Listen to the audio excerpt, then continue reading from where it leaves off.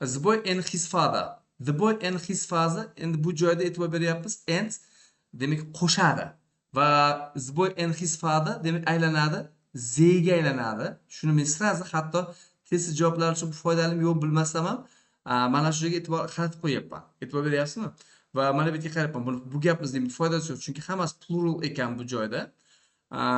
Va mana bu joyda ketayotgan narsa gapni bir-biriga bog'laymiz. Qarang. Bundan bo'lyapti. Bola bilan dadasi uzoq suhbat qurishyapti. Endi bu yerda present simple bo'lsa doim takrorlash harakat qilib qolyapti. Bu joy present simple, bu joy present continuous. Bu joy nima bo'lyapti? Present simple doimiy uzoq suhbat qurishadi. Nima haqida gaplashyapti? Bo'lib qolyapti. Hali kecha men sizga aytayotgansam tushuning.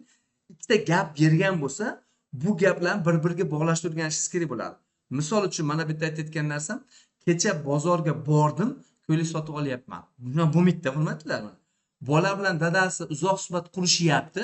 Nima haqida gaplashyapti bo'lib, bu joy ham present continuous bo'ladi, hurmatli. Present continuous bo'ladi va unga moslaydigan bo'lsak, mana bu joy ham present continuous bo'ladi. Chunki qo'shimcha signallar berilmagan va shu sababli bizda the job bo'ladi. Endi sizda savol bo'lishi mumkin bo'ladiki, hurmatli domla kechirib qo'yarlar-u, bad job to'g'ri bo'lmaydimi bu joyda? Nimaga bad job to'g'ri bo'lishi kerak desam, aytyapsizki, have bizda ing olmaydigan fe'l emasmidi bu holat fe'li deydigan bo'lsangiz, to'g'ri, have bor degan ma'noda holat fe'li. Agar bor degan ma'noda kelmayotgan bo'lsa, u bizda harakat fe'li bo'lib, bemalol ing qo'shishimiz mumkin bo'ladi.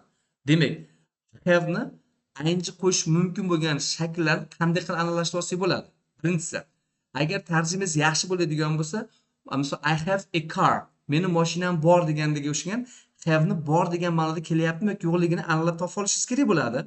Ikkinchisi nimasi? Men mana bunday narsa qilamanki, o'zidan keyingi kelayotgan ot ga mos bo'lgan fe'lga aylansa yoki bo'lmasam ana shu otni ichiga kirib ketuvchi so'z bo'ladigan bo'lsa, unda bizda have harakat fe'li hisoblanadi. Misol uchun, the boy and his father are talking, are having a long conversation degan gapimizda uzoq suhbat quryapti.